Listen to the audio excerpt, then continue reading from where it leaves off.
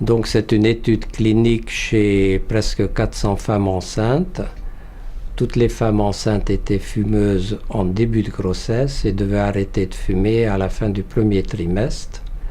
Il y avait certaines qui ont pu arrêter pendant tout au long de la grossesse à partir de la fin du premier trimestre, et d'autres qui consommaient 1 à 4 cigarettes, d'autres qui consommaient 5 à 9, et encore d'autres qui consommaient plus que 10 cigarettes par jour.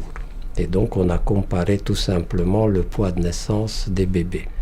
Et nous avons trouvé que le poids de naissance était plus faible déjà si les femmes fumaient 1 à 4 cigarettes par jour par rapport aux femmes qui ont réussi à arrêter de fumer et qui sont restées abstinentes pendant tout au long de la grossesse. Alors c'est important parce que une grande majorité des femmes enceintes fumeuses n'arrivent pas à arrêter de fumer.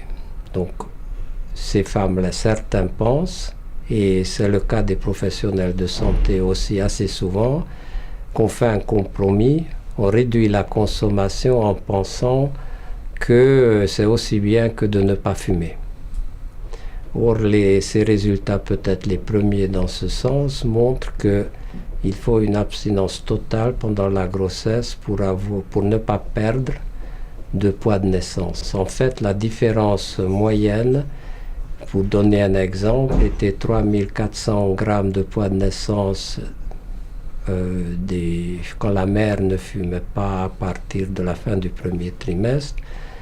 Et si elle fumait 1 à 4 cigarettes par jour, voire 0 de temps en temps, le poids de naissance était aux alentours de 3000 grammes.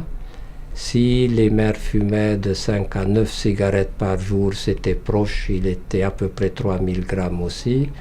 Et si les mères fumaient plus que 10 cigarettes, il y avait 2900 grammes de moyenne de poids de naissance. Ça veut dire que le poids de naissance est surtout influencé avec les petites consommations. Les consommations plus fortes n'ajoutent pas beaucoup à l'effet négatif, toxique, de la cigarette à petite consommation.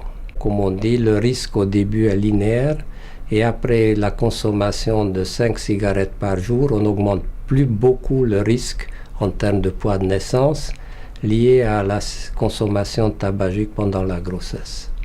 Donc c'est l'intérêt de dire qu'une petite consommation, ce n'est pas la solution. Il faut à tout prix, là sa question est comment, à tout prix arriver à 0 consommation pendant tout au long de la grossesse.